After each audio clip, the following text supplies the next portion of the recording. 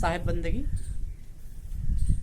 विष के बिरवे घर किया रहा सर्फ लपटाए, ताते जी रही डर भया जागत रैन बिहाय।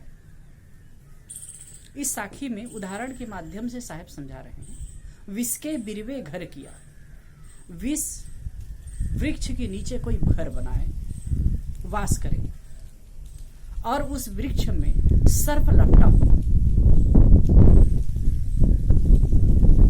ताते जी रही डर भया, इसलिए जी में डर ही बना रहेगा, जागत रैन बिहाय, जागते हुए रात दिन उसका बीतेगा। ऐसे वृक्ष होते हैं जो बहुत विषैले होते हैं, जैसे कांटा होता है तो चुभ जाने से जैसे बिच्छू डंक मारता है वैसे चुभता है। कुछ वृक्ष जैसे छत्तीसगढ़ में भेलवा कहते हैं, उसका फल को खाया भी जाता है, लेकिन कई कई लोगों को वह ऐसे इतना रिएक्शन करता है उसके छाया तक से ही एलर्जी हो जाती है। तो ऐसा कोई वृक्ष हो, ऐसा कोई भयंकर वृक्ष हो, उसके नीचे कोई निवास करे तो उसकी स्थिति क्या होगी, कैसी होगी? और ऊपर से उसमें सर्प लिपटा हुआ है, भयंकर जहरीला सर्प लिपटा हुआ, तो क्या स्थिति होगी? ऐसे ही एक उदाहरण है, एक उदाहरण है। ठीक ऐसे ये संसार की दशा का साहिब चित्रण कर रहे हैं। विष के बिरवे घर किया, संसार रूपी वृक्ष के नीचे घर किया। संसार विष वृक्ष है, यहां से दुख ही मिलता है। या कहें कि यह शरीर विष वृक्ष है, शरीर में विषय वासनाओं का विष भरा हुआ है। विषयों के प्रति जो आसक्ति है यही विष है। विषयों के प्रति जो आसक्ति है, शब्द स्पर्श रूप रस गंध, इन 5 विषयों की आसक्ति रूपी विष भरा हुआ है। चाहे हम एक विष बिरवा विष वृक्ष शरीर करें या संसार करें, संसार करें तो भी होगा। संसार में ये 5 विषयों की जो आसक्ति है, ये 5 विषय है, 5 विषय रूपी विष भरा हुआ है। शब्द स्पर्श रूप रस गंध, ये 5 विषय, ये 5 विषय फैले हुए हैं सर्वत्र, और उसी के नीचे संसार में उसी में जीव रहता है।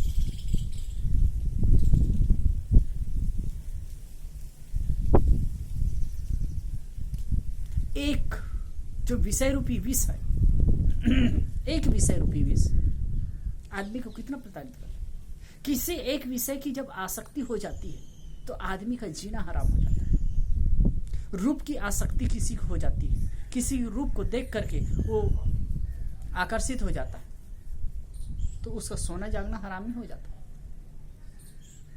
चाहे रूप की आसक्ति हो, स्पर्श की आसक्ति हो, गंध की आसक्ति हो। कबीर साहब ने एक जगह साखी प्रकरण में कहा भी है, अलीगज मीन पतंग मृग जिनके एक ही आंच, कहीं कबीर ताकि कौन गति जिनके पीछे 5। अली भौरा, गज हाथी, मीन मीन मछली, मृग मृगा, जिनके एक ही आंच, इनके एक ही आंच है। ये एक एक विषय में मारे जाते हैं, एक एक विषय में परेशान रहते हैं। और मनुष्य की तो 5 विषयों की आसक्ति होती है, शब्द की भी, रूप की भी, रस की भी, गंध की भी। अच्छे और रसीले शब्द सुनना हमें अच्छा लगता है, लुभावने दृश्य देखना अच्छा लगता है। रस की आसक्ति तो होती है, स्पर्श की आसक्ति होती, गंध की आसक्ति होती है। इन आसक्तियों में पड़ करके, यही तो ये जो विषय है, विषय रूपी तो विष है। अब इसको ग्रहण करके जागत रहन बयान, आसक्ति में पड़ करके हम रात दिन बेचैन रहते। जो आदमी किसी बीमारी से पीड़ित होता है, दुखित होता है, तो न तो उसे रात में दिन में चैन आती है और नहीं रात में। हैरान होता है, दुखी होता है, परेशान होता है। तो विष के बिरवे घर किया, इस संसार वृक्ष में ये जीव है घर किया, इस संसार में आया। अब ये संसार में विषय रूपी वृक्ष लगे। संसार जो में आया, संसार वृक्ष के नीचे है, और इसमें जो विषय है, यही विषय।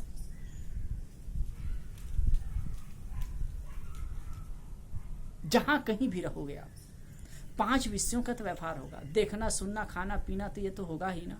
स्पर्श करना होगा, इससे बच कहां सकते हैं? सबको इसका व्यवहार करना है। और दूसरी बात है, रहा सर्प लपटा है, और सर्प लपटा हुआ है। कौन सा? अहंकार रूपी सर्प। चाहे हम संसार के विषय को वृक्ष माने, चाहे विषयों की आसक्ति को विष माने, ये जो आसक्ति रूपी विष है और अहंकार रूपी सर्प लपटा हुआ है, इससे ये जीव है, परेशान है, दुखी है। अब सोचो, कोई विष वृक्ष के नीचे बैठा हो, उसके नीचे रहा, वास करे। एक तो विष वृक्ष है, उसकी छाया से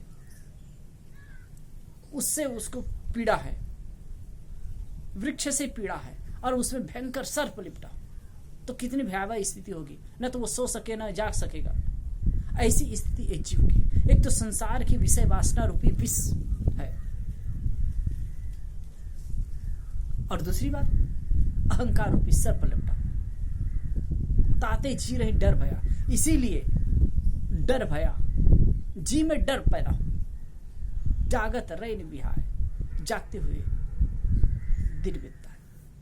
कोई भी ऐसी किसी विषय की आसक्ति हो जाती है। कुल मिलाकर के अलंकार के घटाटोप को हटा करके हम देखें तो इतनी बात है कि विषय वासनाओं की आसक्ति और अहंकार के कारण ये जीव पल पल दुखी होता है, पल पल क्षण क्षण दुखी होता है, अशांत होता है, पीड़ित होता है, संतापित होता है। आप सोचिए, इत्मीनान से सोचिए, आपके दुख का कारण क्या है? दुख का कारण क्या है? मन का ना होना। मन का ना होना क्या है? देखने, सुनने, खाने, पीने, भोगने, इसी में मन ललायित है। और उसका मन का ना होना, जो हम चाहते हैं वो संसार नहीं होते, उसी से हम दुखी होते हैं।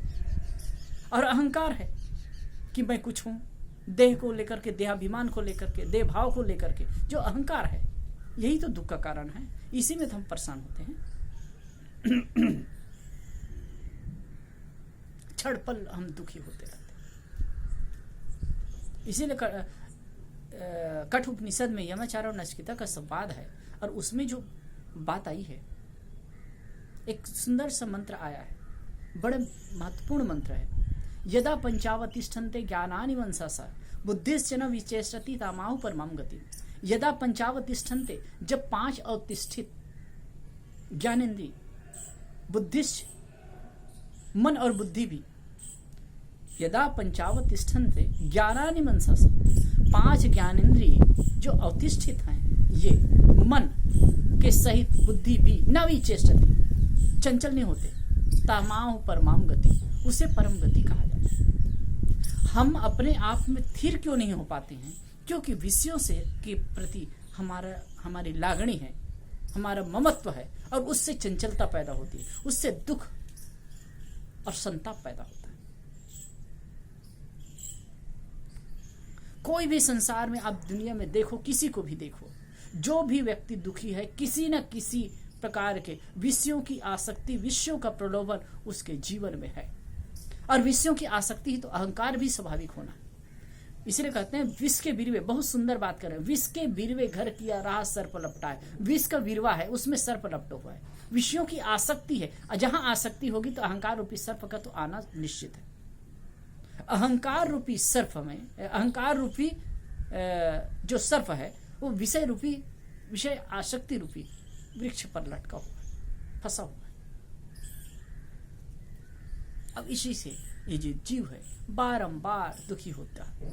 अब इसी आसक्ति के कारण पुनरुपि जननम, पुनरुपि मरणम, पुनरुपि जननी जठरे शयनम, ये स्थिति ये जीव की होती है। हम सबको चाहिए कि हम ये संसार रूपी विष को भी समझे, संस्कार की जो संसार रूपी वृक्ष की वास्तविकता को समझे, और अहंकार रूपी सर्प को भी समझे, और ये दोनों से अपने आप को ऊपर उठाए, अपने आप को ऊपर ले जाए। जब आसक्ति घटेगी, अहंकार टूटेगा, तो